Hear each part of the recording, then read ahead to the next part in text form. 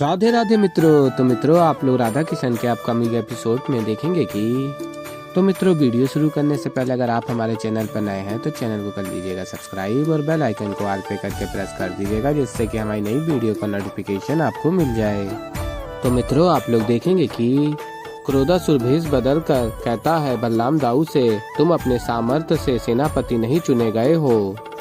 तुम्हारे भाई श्री कृष्ण को ये ज्ञात था कि तुम द्वारकाधीश बनने के योग्य ही नहीं हो, इसीलिए सेनापति की उपाधि भीख में तुम्हें दे दी, ताकि कृष्ण राधा और अपनी अन्य पत्नियों के साथ यहाँ पर आनंद विलास कर सके। और तभी बलराम दाऊ अत्यंत क्रोध में आ जाते हैं और क्रोधासुर के ऊपर आक्रमण कर देते हैं। तभी राधा कहती है, कुछ तो करो कृष्ण, रोको इसे। तभी क्रोधासुर कहता है, देखो द्वारकावासियों, कैसे तुम्हारा सेनापति एक निहत्थे मनुष्य पर आक्रमण कर रहे हैं, वो भी केवल इसलिए क्योंकि तुम्हारे सेनापति वो सत्य सुनना ही नहीं चाहते जो मैं कह रहा हूँ। तभी क्रोधासुर अपनी शक्तियों से द्वारकावासियों को अपने बस में कर लेता है। तभी बलराम दाऊ क्रोधासुर से कहते हैं, क्या सत्य ज्ञात है तुम्हें, क्या सत्य है तुम्हारे पास? और क्रोधासुर के ऊपर आक्रमण कर रहे होते हैं। तभी द्वारकावासी कहता है, जो क्रोधासुर के बस में होता है, ये आपने ठीक नहीं किया। ऐसा व्यवहार द्वारिका के सेनापति को शोभा नहीं देता। तभी बलराम दाऊ कहते हैं, द्वारिका का सेनापति होने के नाते मुझे भली भांति ज्ञात है कि इस जैसे उत्तंड के साथ कैसा व्यवहार करना चाहिए और इसे क्या दंड देना चाहिए। और फिर आगे आप लोग देखेंगे कि बलराम दाऊ मार रहे होते हैं क्रोधासुर को और कहते हैं, करो मुझे पराजित करना चाहते थे। और तभी क्रोधासुर अपनी शक्ति से बलराम दाऊ को अपने बस में कर लेता है। और तभी द्वारकावासी कहते हैं, ये तो प्रहार भी नहीं कर रहा, फिर भी बलराम इस पे आक्रमण करते जा रहे हैं, हमें इस व्यापारी की सहायता करनी चाहिए। और क्रोधासुर के बस में होते हैं द्वारकावासी और कहते हैं, बस कीजिए बलराम दाऊ, हम अब और इस पर आक्रमण नहीं करने देंगे आपको। और तभी द्वारपाल कहते हैं, मौन हो जाओ, उचित ही तो हो रहा है। इस मूर्ख व्यापारी के साथ इसने हमारे द्वारका के सेनापति के साथ अपमानित करने का अपमान किया है। तभी द्वारकावासी कहते हैं, कैसी बातें कर रहे हो तुम लोग, देखो तो इसकी दशा क्या हो गई है।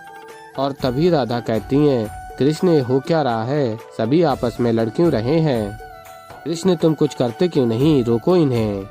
और तभी कृष्ण कहते हैं, अभी कुछ नहीं किया जा सकता राधे, यदि राज्य के सेनापति ही अशांत होंगे तो राज्य कभी सुखी नहीं रह पाएगा। और तभी राधा कहती है, कृष्ण दाऊ का क्रोध तो कुछ क्षण का है, महल जाते ही शांत हो जाएगा, ये तो तुम्हें ज्ञात है ना। और फिर कृष्ण कहते हैं, ये बात तो महल लौटने के पश्चात ही ज्ञात हो सकती है राधे। और फिर आगे आप लोग देखेंगे बलराम दाऊ व्यापारी से कहते हैं, यदि पुनः तुम मेरे समक्ष आए तो मृत्यु दंड मिलेगा। और फिर आगे आप लोग देखेंगे कि बलराम दाऊ क्रोध में होते हैं, रेवती आती है, कहती है, आर्य सब ठीक तो है, क्या हुआ? तभी बलराम दाऊ कहते हैं, रेवती जी इस समय मुझे किसी से कोई बात नहीं करनी है, मुझे एकांत में छोड़ दीजिए। तभी रेवती कहती हैं, यह अवश्य ही उस व्यापारी की वजह से हुआ होगा जो आप इतने क्रोधित हैं, मैंने तो आपसे कहा था कि मिष्ठान और दही खाकर जाइए, सब शुभ होगा।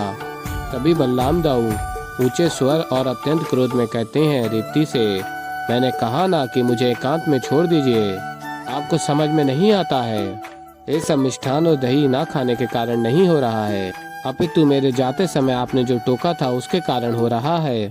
और तभी रेवती कहती है, क्या हो गया है आर्य आपको, इससे पूर्व आपको टोकने से कोई भी कार्य असफल रहा है, मैंने तो सदैव आपकी सफलता की कामना की है।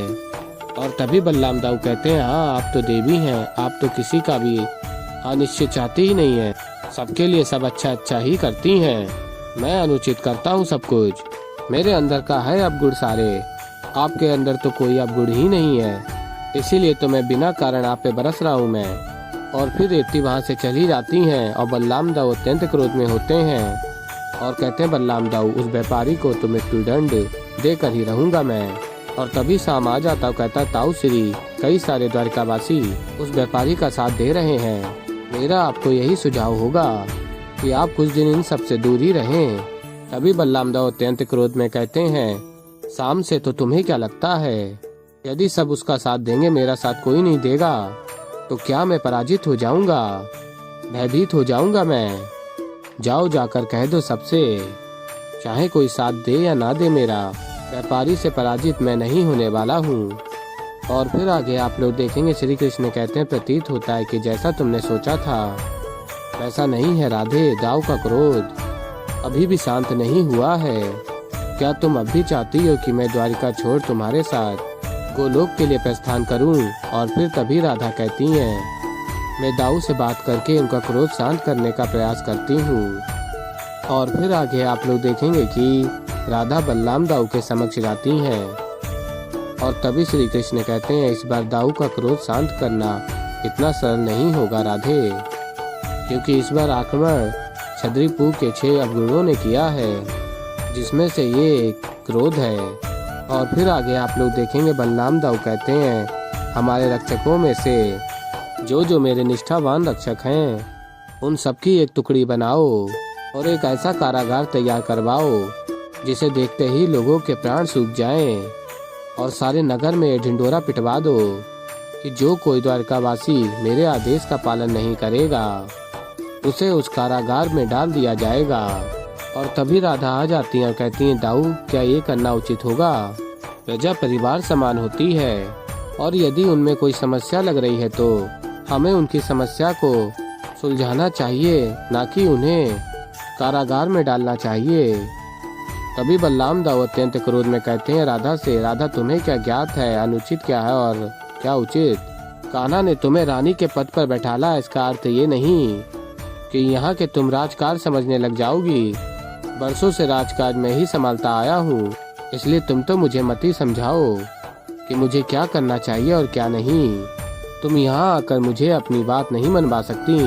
और तभी राधा कहती है बलराम दाऊ से, आप क्रोध में स्वयं से विश्वासु लोगों को भूल रहे हैं और मैं यहाँ कोई अपनी बात मनवाने नहीं आई हूँ, और मुझे जो श्रेष्ठ लग रहा है मैं वही उचित बात कर रही हूँ, और आप वो करने में असक्षम हैं क्योंकि आप अभी क्रोध में हैं। और फिर बलराम दाऊ कहते हैं, मैं असक्षम हूँ, मैं क्रोध में हूँ। यदि मैं क्रोध में भी हूँ तो इतने वर्षों से ये राजकाज में ही संभालता आया हूँ राधा। यदि ये क्रोध से चलता है तो ये राजकाज ऐसे ही चलता रहेगा। तुम मुझे नहीं बताओगी कि मुझे क्या करना है और क्या नहीं। और फिर राधा कहती हैं, आपको ये बात स्वीकारनी होगी क्योंकि यही सत्य है। और फिर बलराम दाऊ कहते हैं, राधा मुझे क्या स्वीकारना है क्या नहीं, इसका निर्णय मैं करूँगा या तुम? और तभी श्री कृष्ण आ जाते हैं और कहते हैं, शांत। और फिर मित्रों आप लोग आगे देखेंगे कि देवी पार्वती कहती हैं, ये क्या महादेव, राधा के साथ पृथ्वी की समस्याएं सुलझाने के पश्चात मैंने तो ये सोचा था कि अब राधा और कृष्ण के गोलोक लौटने में कोई और बाधा अब नहीं आएगी, किंतु देखिए ना, यहाँ तो केवल द्वारका में ही नहीं, राधा और कृष्ण के परिवार में भी अशांति फैली हुई है। और तभी महादेव कहते हैं, हाँ गौरी, और अब ऐसे में देवी राधा गोलोक जाने के विषय में भला कहाँ से सोचेंगे, क्योंकि उनका सारा ध्यान तो उस क्रोध पर केंद्रित है जो उनके मन मस्तिष्क पर हावी है। और बताते हैं आगे महादेव, दैत्य गुरु शुक्राचार्य ने जो अपना अंतिम दांव खेला है ये सब उसी का परिणाम है। और फिर आगे आप लोग देखेंगे असुर गुरु शुक्राचार्य कहते हैं, क्रोधासुर की शक्तियों का प्रभाव पूर्ण द्वारिका पर पड़ रहा है। अब उसकी फैलाई अस्थिरता को हमें और बढ़ाना है। अब समय आ गया है एक और दोष को द्वारिका में फैलाने का। और तभी छद्रीपू कहता है, जैसी आपकी आज्ञा गुरु शुक्राचार्य। और फिर मित्रों आप लोग आगे देखेंगे कि छद्रीपू अपनी शक्तियों से लोभासुर को उत्पन्न करता। तभी गुरु शुक्राचार्य कहते हैं, लोभासुर अभिनंदन है तुम्हारा, अभिनंदन। और फिर लोभासुर सभी को प्रणाम करता और कहता है, क्या आदेश है मेरे लिए? और तभी छद्रीपू कहता है, क्रोधासुर ने अपना कार्य द्वारिका में करके सबके बीच घृणा और क्रोध उत्पन्न कर दिया है। अब तुम्हें इस घृणा को और क्रोध को और अग्नि प्रदान करनी है। तो ऐसे ही मित्रों आगे और भी बहुत कुछ देखेंगे। तो अभी के लिए इस वीडियो में इतना ही। तो मित्रों अगर आप लोगों को हमारी वीडियो पसंद आई हो तो वीडियो को कर दीजिएगा लाइक, चैनल पर नए हैं तो चैनल को कर लीजिएगा सब्सक्राइब। और मैं मिलता हूँ जल्दी आप लोगों को एक नई वीडियो के साथ। तो तब तक के लिए मित्रों राधे राधे।